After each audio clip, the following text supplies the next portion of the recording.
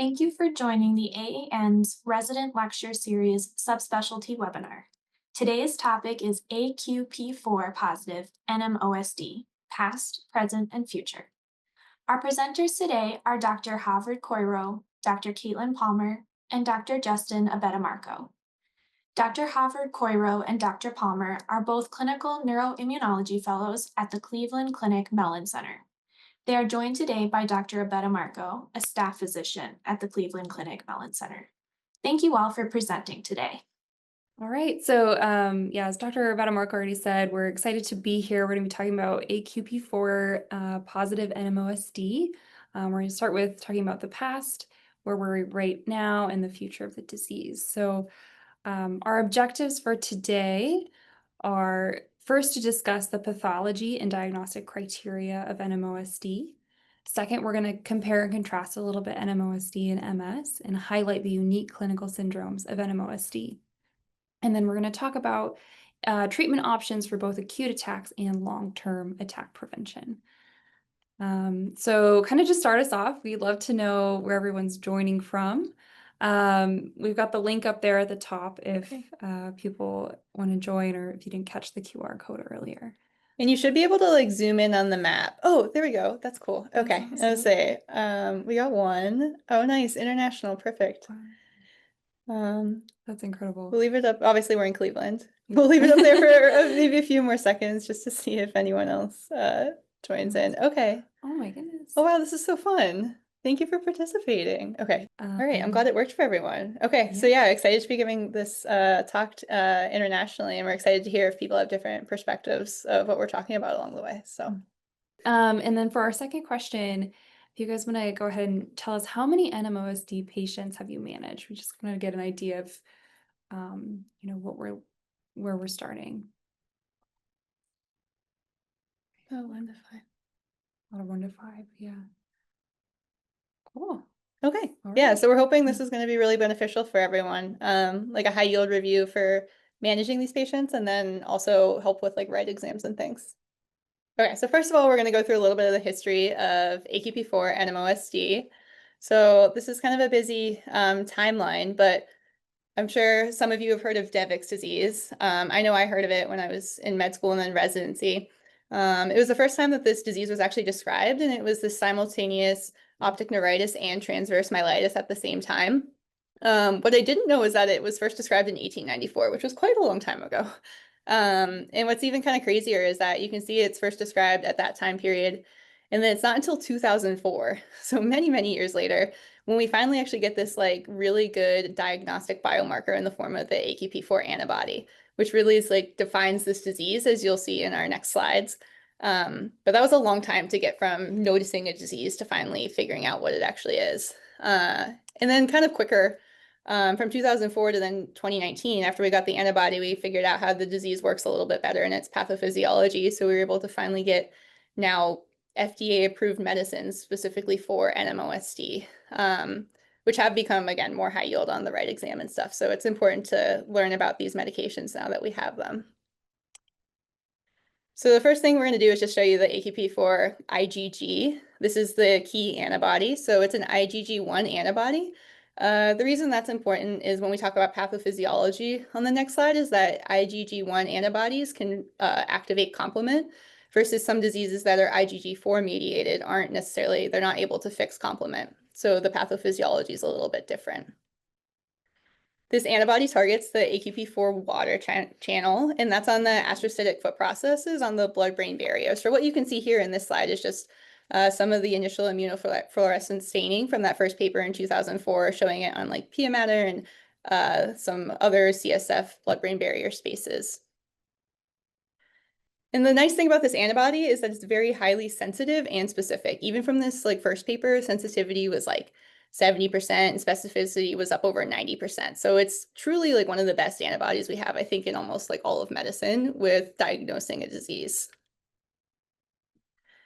And then this is where we're going to try to help illustrate NMOSD, specifically the pathophysiology, and we're going to compare it to MS, just because we're assuming everyone has a baseline of what MS is and how it works. So we'll highlight some key differences. So if you can see here on the left, this is the multiple sclerosis pathophysiology. And what we have up here is there's T cells in the blood that then go through adhesion and get into the brain parenchyma. And then you can see within this picture, you have a lot of T cell activation. And then you also have B cells going through clonal expansion, making these key oligoclonal bands that are going into the CSF. So the MS pathophysiology seems to be lymphocytic mainly with these oligoclonal bands. The key difference in NMOSD is that you have this diagnostic antibody and it's all around in the peripheral blood. So NMO-IgG, somehow, we're not exactly sure why, gets through into the brain parenchyma. And once it's in there, the structure of the receptor and the antibody make it really capable of clustering, and then those clusters can activate complement really well. So this is where it's an antibody-mediated astrocytopathy, because this antibody gets in here, binds to the astrocytes, activates complement, and then causes astrocyte dysfunction, and then secondary demyelination. And then even as you can see here, it causes a lot of necrosis. What you don't see in the NMO slide is that there's none of that clonal expansion. And when we talk about lab testing later, we'll see that oligoclonal bands aren't necessarily found as often in NMOSD. And then the other thing you can remember from this picture for when we talk about lab testing later is how there's oligoclonal bands and lymphocytes in the CSF over here, but on NMO, there's no oligoclonal bands, and then there's also eosinophils and neutrophils. So the inflammatory profile that we'll see is slightly different in NMOSD than MS. And then just to review the epidemiology, MS, we're used to it being like young females, and then you can see it's a 3-to-1 ratio of female to male. But NMOSD is actually a little bit of an older population, and it's actually highly predominant in females. It's very, very rare for it to happen in males. The other thing we just want to highlight is that it can happen to anyone. It actually has a little bit of a higher incidence in non-white individuals, and you can see some numbers right there. But the older in female is the key. All right, so now we're going to start talking about the diagnostic criteria and clinical syndromes. So first, we'd love to hear from you guys. What clinical syndromes help differentiate NMO from MS? And it's just like a free text option. You can kind of answer as much as you would like. It should list everything right there. And if it's not showing on your device, if you refresh your screen, it should come up. Oh, there we go. Optic neuritis. Yeah, that's a big one. Talk about that. Perfect. So we'll go through a case as we talk through NMOSD to kind of illustrate some of our points. So here we have a 39-year-old female who presents to the hospital with blurry vision for 3 days associated with aching eye pain. The symptoms started in her right eye, but now have progressed to involve both her right and left eye. On exam, we see that there on the right side, the visual acuity is only finger counting. On the left side, it's 20/200, and there's a right RAPD present. The fundoscopic exam is unremarkable. So there's a couple things in this case description that should immediately make us start thinking about NMOSD. The first is the severity of the visual acuity. 20/200 is more severe than you would expect MS to be, and that's the better eye. The other thing is it's bilateral, it's both eyes, and in MS you would expect it to just be one eye. RAPD, we talk about can happen in bilateral optic neuritis. It's not always present, but it can be present when one eye is better than the other one. All right, so the International Panel for NMO Diagnosis was developed in 2015. The thing to notice here first, is the core clinical characteristics. And we're going to go through these all in the coming slides. So hang tight on that. One of the key takeaways for the diagnostic criteria is there's a difference for those patients who have AQP4 positivity and those without. So you can see those with the AQP4 antibody, you only need one core clinical characteristic. You need the positive antibody, and you need to exclude alternative diagnoses. If you have no AQP4 antibody, you need at least 2 core clinical characteristics, and at least one of those needs to be the more common presentation, optic neuritis, myelitis, or area postrema syndrome. Again, you need to exclude alternative diagnoses. So moving on to talk more about the clinical syndromes, the first one is optic neuritis. This is one of the more common presentations of NMOSD, and it is the presenting symptom in 40 to 45% of initial cases. The lesions are long lesions involving at least half of the optic nerve, or they also have chiasm involvement, which gives you the bilateral optic neuritis. It's common for that to be simultaneous bilateral involvement on the first attack. You can also see recurrent attacks of optic neuritis. Moving on to myelitis. We see these are longitudinally extensive transverse myelitis lesions. That means that there's T2 hyperintensity extending 3 or more vertebral segments with enhancement. And so you can see in this first picture, this is almost the entire spinal cord is lighting up, which is very characteristic for NMO. The lesions are more central cord predominance, with about 70% of the lesion residing within the central gray matter, which you can see in image B. And you also see core expansion and swelling. It's important to note that 7 to 14% of initial myelitis attacks and 8% of subsequent myelitis attacks in patients who do have antibody positivity do not meet the longitudinally extensive transverse myelitis criteria, meaning they're short lesions. So further investigation is still needed for that. These patients typically present with profound bilateral motor weakness, dysesthesia as a sensory level, and sphincter dysfunction. And one thing to note is that they can get these paroxysmal tonic spasms where you have antagonist-agonist activation of the muscle. And so it can actually look like they might be having a seizure or something. But it's important to note if you find these things in the spinal cord, that can account for the shaking movements or the convulsions.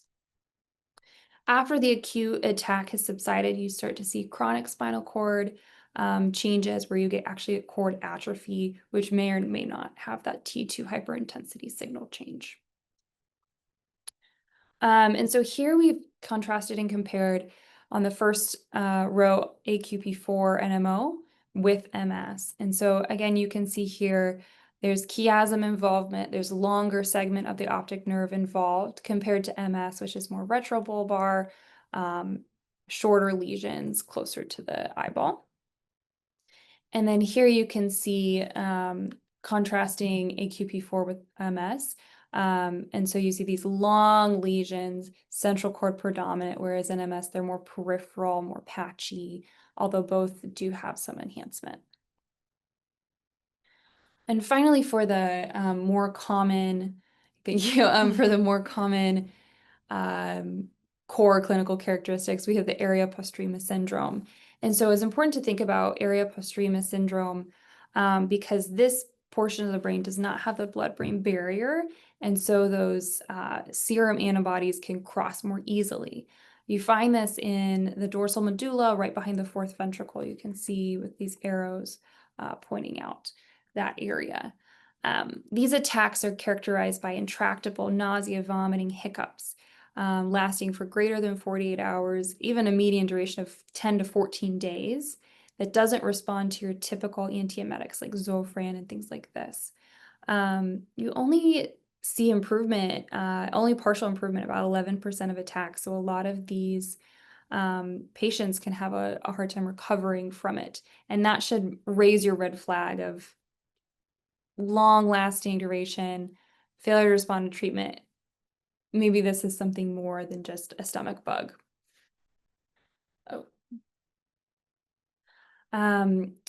There's a high prevalence of area postrema syndrome. Up to 40% of patients present with area postrema syndrome can be more commonly associated with another presentation. They'll have co-concurrent optic neuritis or transverse myelitis. 10 to 15% of patients will have area postrema syndrome as an isolated syndrome. So now we're going to move on to talk about the less common clinical characteristics. And one of those is diencephalic syndromes. This is when the thalamus and the hypothalamus are affected. It's more rare, and the patients will present with symptoms like narcolepsy, hypotension, amenorrhea, SIADH. is interesting. In a 2022 retrospective review, out of 145 NMO patients, only 5 had a diencephalic syndrome, and 2 of those had narcolepsy. So it is quite rare. Next, we have brain lesions, also more rare. You can see here that these present in areas of the brain such as the subcortical white matter and kind of this fluffy, GAD-enhancing, kind of non-specific lesion. You can see these extensive corpus callosal lesions, these longer corticospinal tract lesions, and these periependymal lesions that are also more fluffy, can be GAD-enhancing, more non-specific. These brain lesions are more common in children. They'll often present with encephalopathy, hemiparesis, hemianopia. They can get seizures. The most common of these 4 is the long corticospinal tract lesions. There still needs to be more investigation into how often these lesions crop up. 60% of patients with NMO actually accumulate asymptomatic white matter lesions. So we're still kind of identifying and characterizing these spots. And here, kind of to drive that point home, we've compared AQP4 brain lesions with the MS lesions here on the bottom. The key takeaway here is that the MS brain is very characteristic. It's distinctive. You see these lesions in very specific areas, juxtacortically, infratentorally, periventricularly. They're small, they're ovoid, they have a distinctive ring-enhancing gadolinium enhancement. And so when you see an MS brain, it should be very distinctive. The AQP4 brain lesions will be different. They're more fluffy. You do see them in area postrema. You can see them subependymally, subcortically. But the GAD enhancement is more periventricular, not the same as the MS brain. So continuing on with our case, we have a patient with a vision loss in the eye pain, starting in the right eye, but progressing to the left eye. On exam, the right eye has finger counting only, the left eye has 20/200. And we get our MRI, which is showing bilateral optic neuritis, and you can see there's chiasm involvement here. Okay. I think there was maybe a question, so I'm just gonna look real quick. Okay, just Q&A. So now we have this case where clinically we knew this patient had bilateral optic neuritis. The MRI confirms there's now chiasm involvement. So at this point, what do you do when you're concerned about NMOSD in a patient? So that's what takes us into AQP4 IgG testing.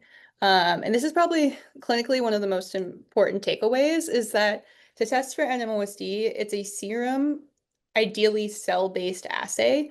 That's what's recommended in the diagnostic criteria. That's what's the most sensitive and specific testing available right now. So you can see this is a pooled analysis, so almost 77% sensitive and then near 100% specificity, with a very low false positive rate, even with MS patients. So really, like as we said in the diagnostic criteria, if you think someone has a clinical syndrome that fits this disease and then you have a positive antibody, you're done. Like that is the disease, which is actually really nice, and it makes things easier when it's present. So just wanted to highlight that testing for the antibody in the CSF has limited utility. And it's not because the antibody isn't present in the CSF, it is.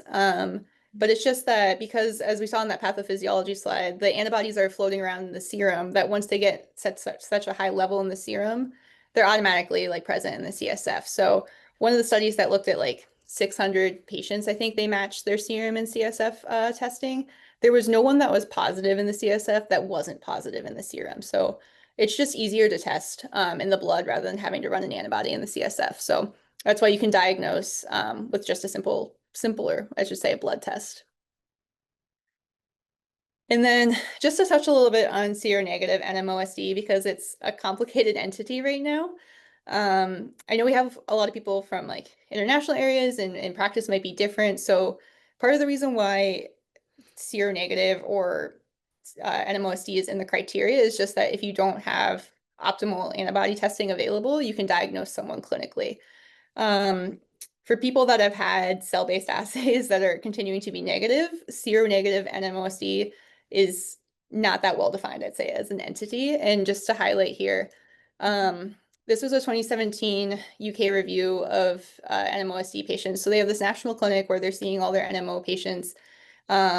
They followed patients for 4 years since the identification of the MOGAD antibody, which was around 2011. So from 2011 probably to 2015, they were chart reviewing these patients.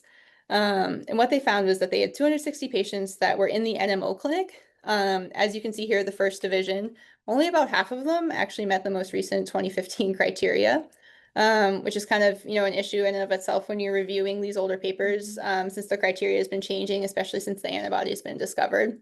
Then we go down here, and as we split it into positive and negative, only like 75% were AQP4 positive versus 25% were AQP4 negative.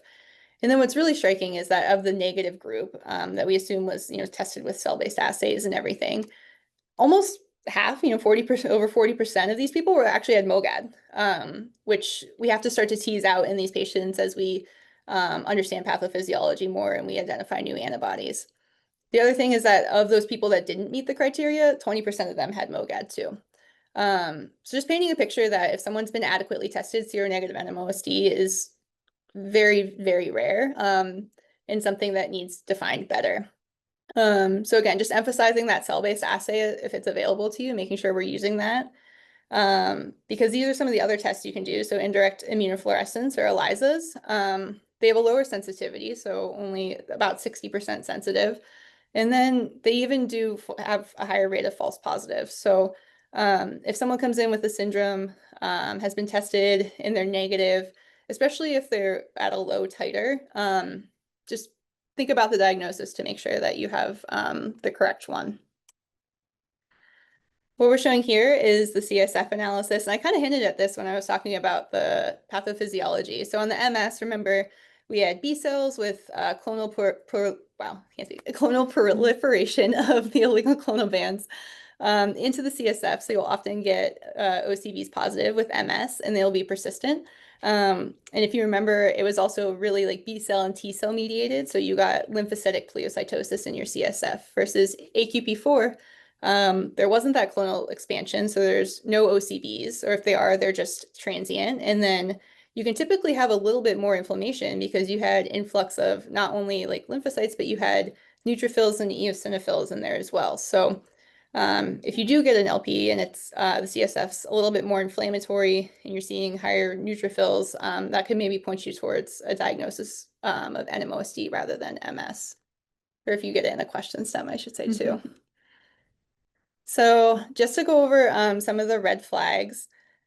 First, clinic or lab. So we're going to talk about the prognosis of this disease on the next slide, but a chronic progressive course is atypical with NMOSD. In NMOSD, your disability is really driven by your acute relapses. So if someone's like having this slowly progressive course over months, you should really think about, either progressive MS or some other process. And the atypical time for attack lengths and everything, that's the same thing that we do in all of neurology. If it's, very acute within minutes to hours, you're thinking that it's maybe a stroke. If it's chronic over months and months, maybe like a smoldering infection or malignancy. We really want to see the classic, hours to days of progression for these inflammatory attacks. And then we just talked about how OCBs aren't really typical. So if you have a syndrome or an MRI that's not super consistent and OCBs, maybe rethink some of the MS variants, could be maybe higher on the differential. Brain imaging, as Kate already said, there's very distinct features for MS. So if it looks like an MS brain, it probably is an MS brain. And then they just put the persistent enhancement here because if something's enhancing that long or progressing, I'd probably think more malignancy. Sometimes sarcoid can have that too. Spinal cord imaging, as Kate already said, this is longitudinally extensive. Any question, common presentations, always going to be over 3 vertebrae segments. Short segments are really not that common. Can exist, but should not make you think of AQP4 NMOSD. And then this is just what we do in all of medicine too. If someone has comorbidities that might point somewhere else, you should think of those diseases. If they already have pulmonary sarcoid or a malignancy or another infection going on, make sure that it's not just a new manifestation of their prior disease rather than kind of going digging for more. So for the disease course and prognosis, it is a relapsing course. So as I mentioned, these patients get disability because they have really severe attacks, as we saw in the pathophysiology. They get necrosis. It's really detrimental, and then they don't recover well from their attacks. So even in our patient case, we'll see once we give treatment, if you have optic neuritis, sometimes you can still have vision of like 20/200. Myelitis, commonly like complete recovery, might only be like 17% of patients. So preventing these attacks is key to improving outcomes in this disease compared to MS, where we're really focusing on how do we prevent progression now that we've really controlled attacks in that disease. And this is just to highlight historically where we were and how we're progressing. So this was kind of data from maybe like the 90s outcomes before we really had any treatment for this disease.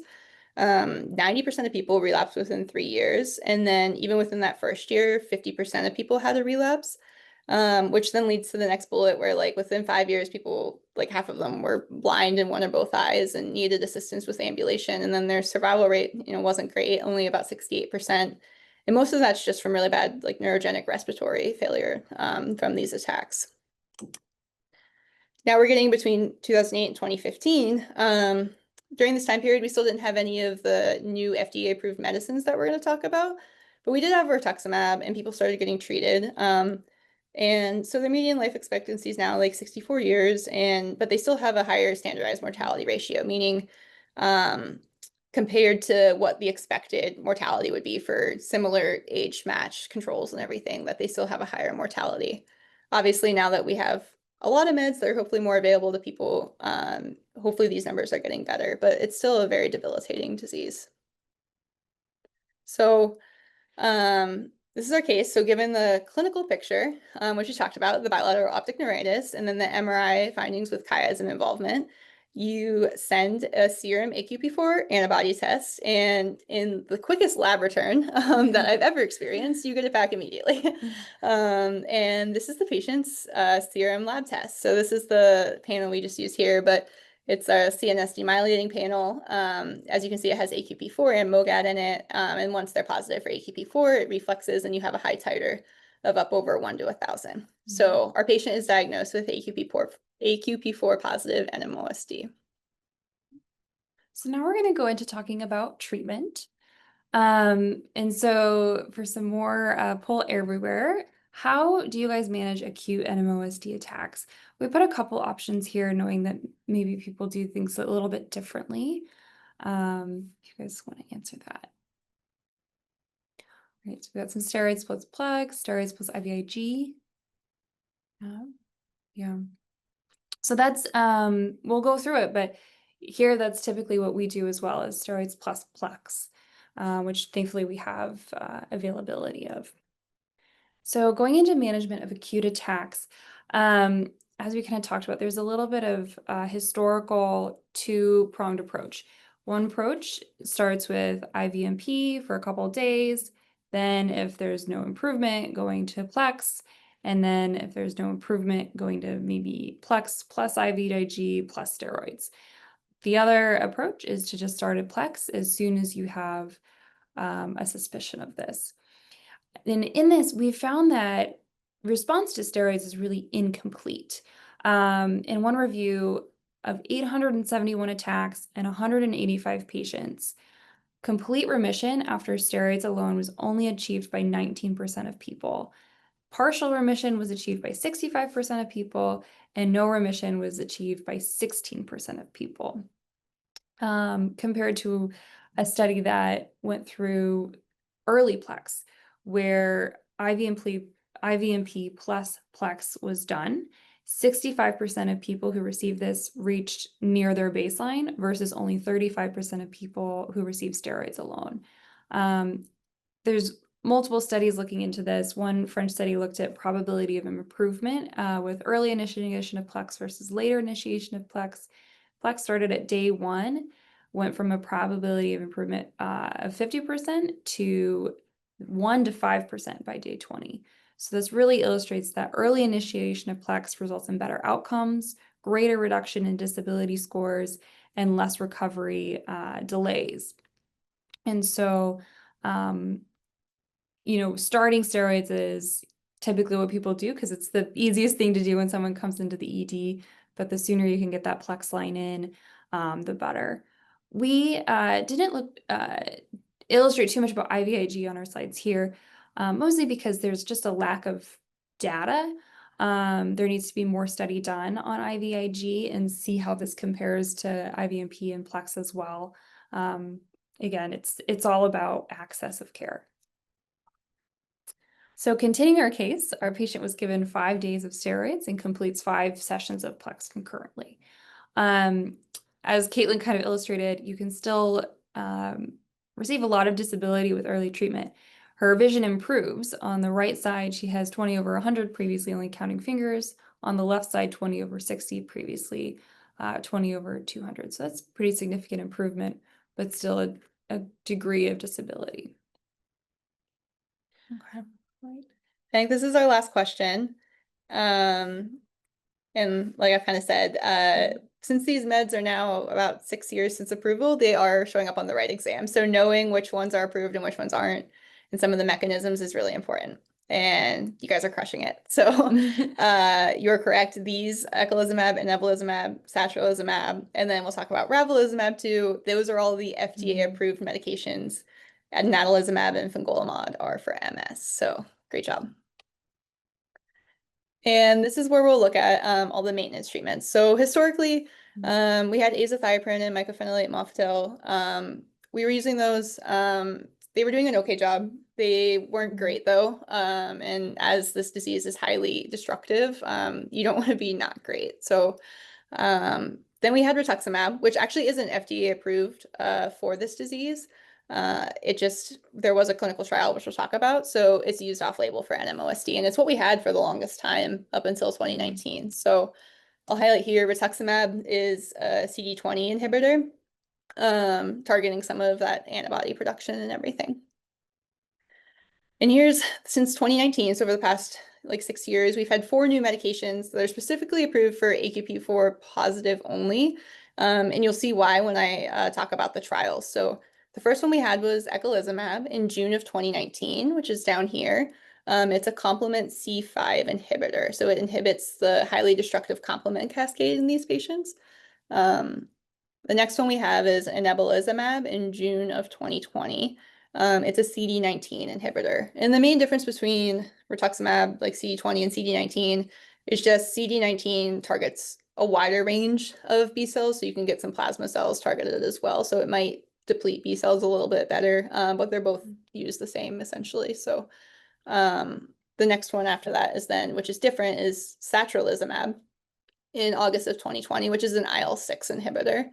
And then we go back down to ravulizumab being another complement inhibitor. So right now we have, 2 B cell therapies, 2 complement inhibitors, and then an IL-6 inhibitor. And just clinically, why dosing and everything matters is because we try to give patients an option that fits their lifestyle the best that it can. So similar to MS, where we have we have highly efficacious drugs with different mechanisms and different administration routes, and we try to give patients the best option. We're now kind of able to do that with some NMOSD meds too. So we have rituximab and inebilizumab, the B cell depleters. So they're both dosed the same. They get a loading dose at week 1 and then week 2, and then it's dosed every 6 months after that. You have to come into the infusion center. It's about half a day or so. Satralizumab is the only one that's actually subcutaneous injection. It's a monthly injection, so patients can use this one at home if they're interested. And then you have the complement inhibitors, which are eculizumab and ravulizumab. There are actually differences in these though, whereas they both have this like loading period, but then eculizumab shifts to an every other week administration.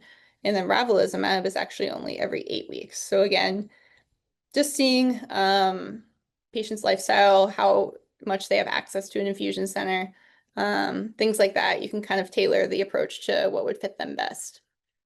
Let me see, there might be one question. Okay. we'll see what happens there. And then just to go over some of the trials, I'll try not to get too into the weeds here. I have a table on the next slide that will really show you all the data. But just to know the limitations of these is that there's no head-to-head studies comparing these new drugs to rituximab.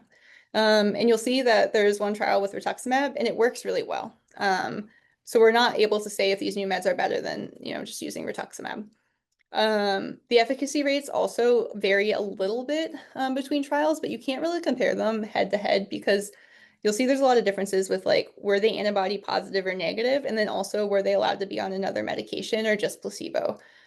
Which makes it hard to say one's more effective than the other. Basically, we're just saying these are all effective. And then to be included in the study, these were all actively relapsing patients. So they at least had like 1 or 2 attacks in the past couple of years. The EDSS was less than 7, which just means that they were still ambulatory in some capacity. And just to know, because of when the trials were conducted, they used the 2006 diagnostic criteria.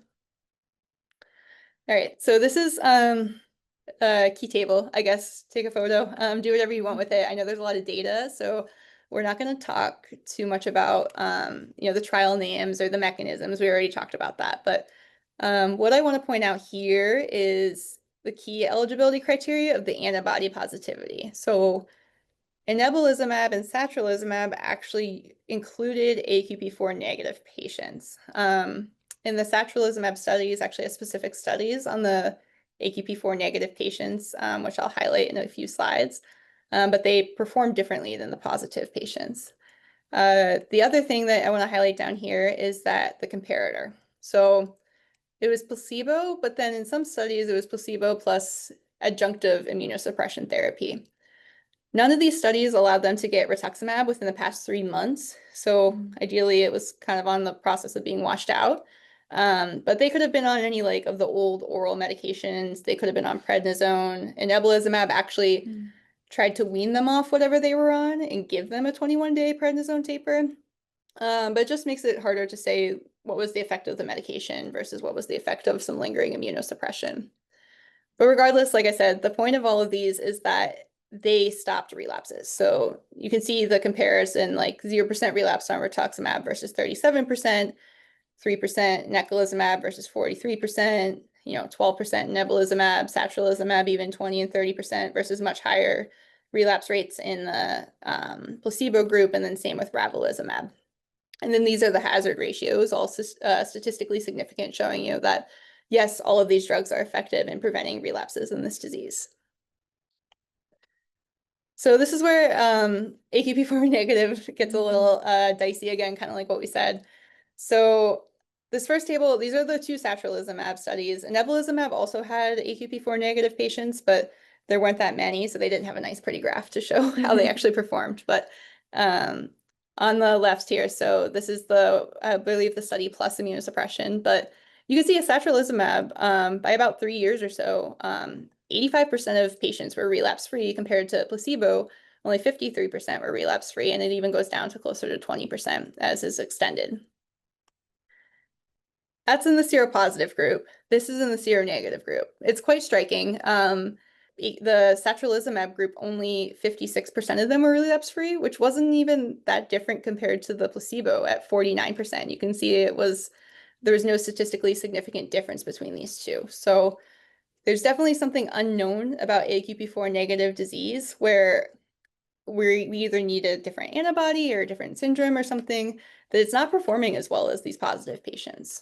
And this is just the other trial that was without immunosuppression, showing the same thing, that in the positive group, 77% were relapse-free compared to 41% in placebo, versus when you get down to AQP4 negative, sadly only 38% on satralizumab were relapse-free, and then obviously the placebo, everyone ended up relapsing, all 9 patients. So just very striking differences between these 2 groups. Now we're just going to go into some real-world data to wrap this up. So in the trials, everyone's followed on drug for, it ends up being about 2 years that we're seeing how effective this is. So some of these, like once someone's in a clinical trial, you can then go into the open label extension, which is where they put everyone on drug and they're able to see how they perform.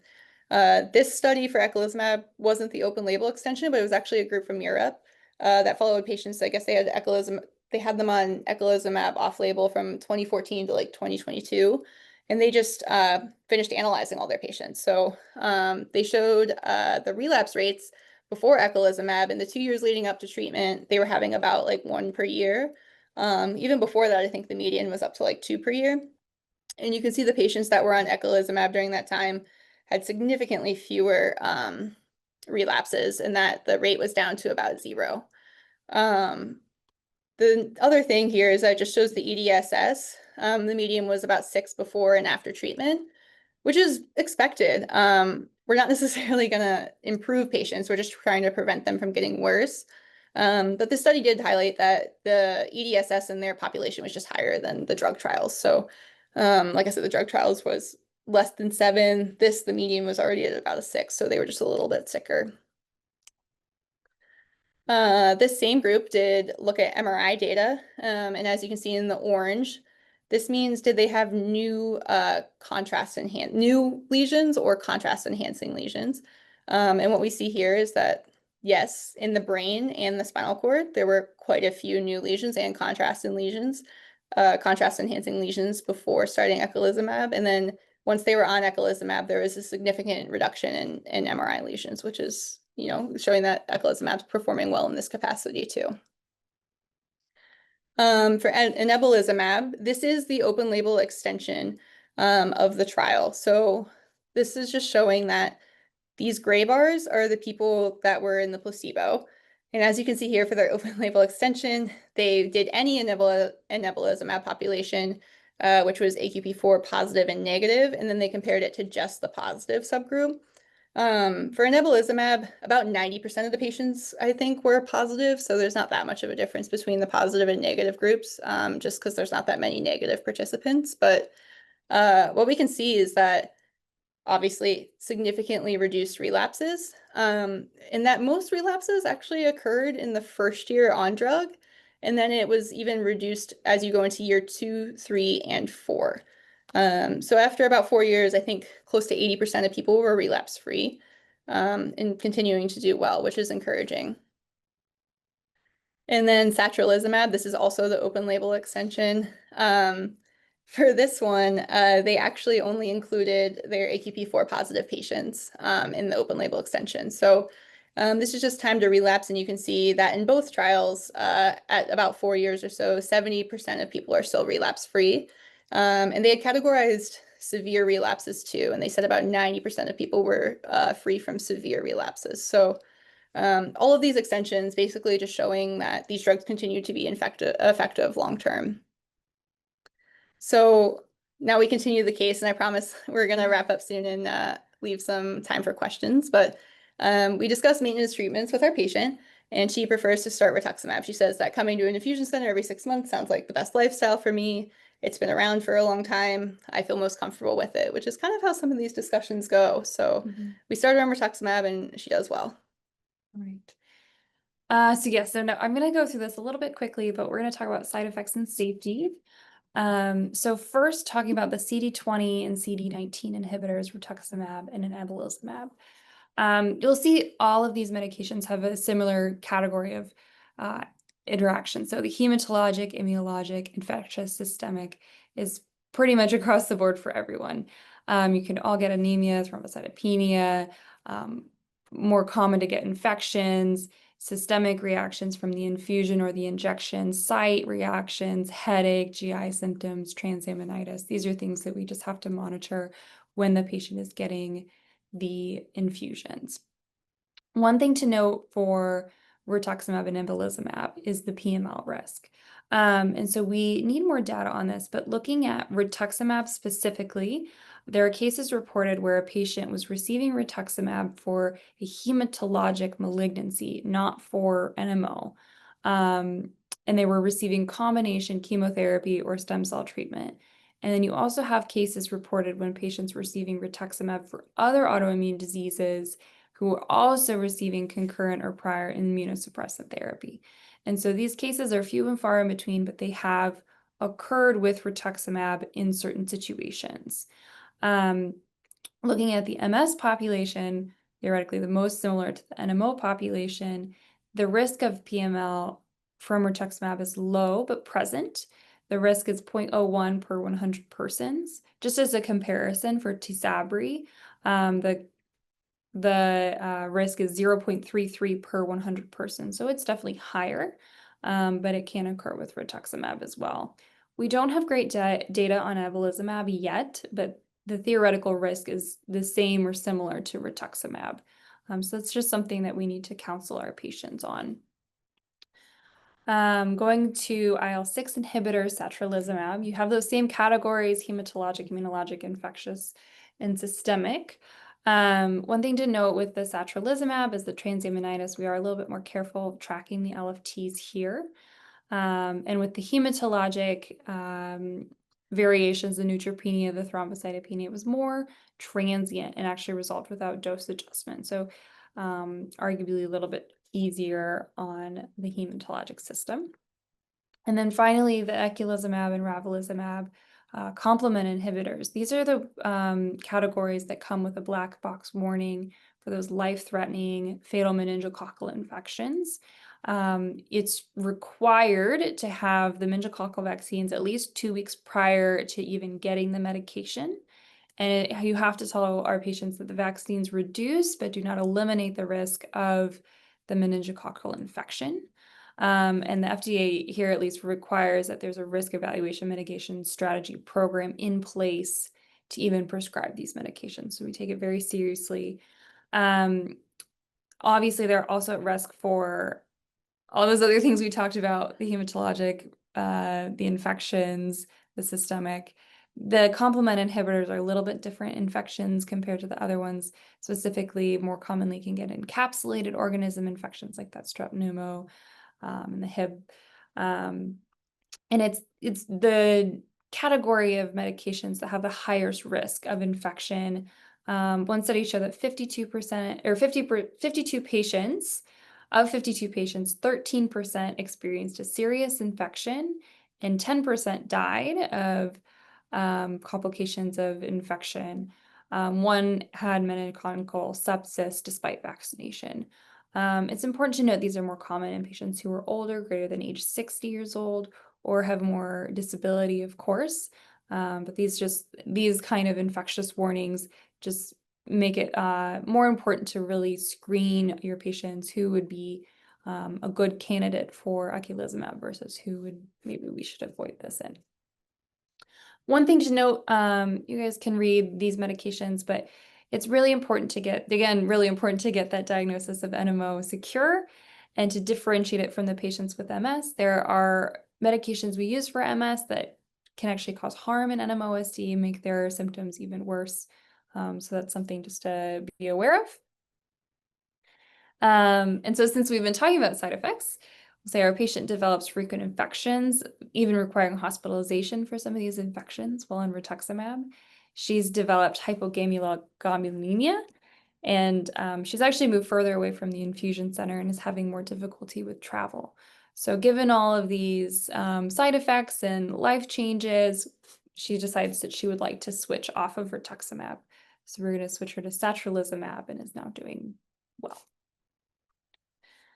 Just to start wrapping up, there's a lot of things that we don't know about ML. We'd love to know more.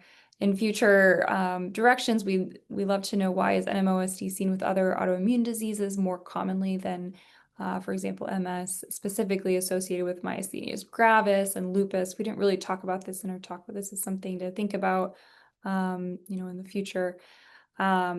There's question of, is there even a little bit of disability progression outside of clinical relapse, or is it really truly a monophasic disease with the relapses only causing disability?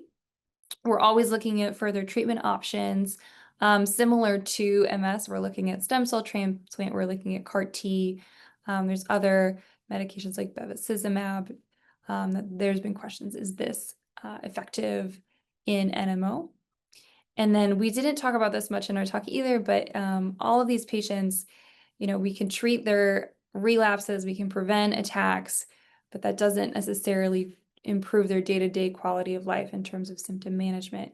A lot of these patients have severe pain, spasticity, fatigue, bowel and bladder dysfunction, sexual dysfunction, sleep disorders, depression, cognition. This is affecting, whether they can work, whether they can take care of themselves at home. And we always need to be investing time and research into how can we help our patients better on the day-to-day. All right, so just our key takeaways. As we talked about, AQP4 IgG is key to this diagnosis, so please test for them in the serum. And if you have a positive antibody, you definitely have a confirmation of disease. Seronegative is uncommon and should raise suspicion for some other alternative diagnosis, specifically at low titer. Just make sure that you're thinking about these patients before automatically treating them. And then early treatment with steroids and Plex when it's available really helps improve patient outcomes. It can help with their long-term quality of life, essentially, if you can get their vision better and their myelitis, their weakness, everything better from that acute attack. And then lastly, there's so many new FDA-approved maintenance medications that we touched on. They're all effective. They do come with side effects. Mostly the meningococcal one with the complement inhibitors is probably the most important to know in case you have a patient that comes in the hospital that's sick with one of these medications. But hopefully in the future, we do have more options. So we're excited to see what happens. And with that, I think we can see if there's any other Q&A. Okay. Can you please discuss the vaccination schedules with the various immunomodulators? I will say from our perspective, what we use is the ACIP recommendations, really just looking at one CDC, what people have to be on, but then the recommendations. Each of these drugs has an FDA pamphlet that tells you which ones they need. And then if you have pharmacist availability, they're also really good at knowing the schedules and getting these people's vaccines. Because I know personally, I had someone, we were trying to start even just rituximab and getting them a hepatitis B vaccine. And trying to make that happen was more difficult than it should be. So I had a lot of help from PCPs and pharmacists as well. But I don't know if Dr. Abetamarco has any high yield points about the vaccines other than just using the resources available to you. No, it shouldn't be this hard, but it is. It's challenging. I think the major takeaway, I love that with the meningococcal for complement inhibitors is absolutely vital. But I think we also think about our other encapsulated bugs like pneumonia, H influenza, and again, partnering with our infectious disease docs to help us there. And then I think we've moved towards following some of the rheumatology guidelines. So when patients are on CD20s or other immunosuppressives, to use shingles, a vaccination, pneumococcal vaccinations as best we can, while staying up to date on other age-appropriate vaccinations. So this has become almost like a full-time job, and that partnering with the pharmacists at our center has been so helpful, get that across the finish line. So it's a really great question, and one that I think our practice has evolved with over the last couple of years. Thank you for joining today's AAN Resident Lecture Series Subspecialty webinar. A recording of today's webinar will be available on the AAN's YouTube channel. Dr. Havard Coiro, Dr. Palmer, and Dr. Abetamarco, thank you for presenting today, and thank you everyone for joining us.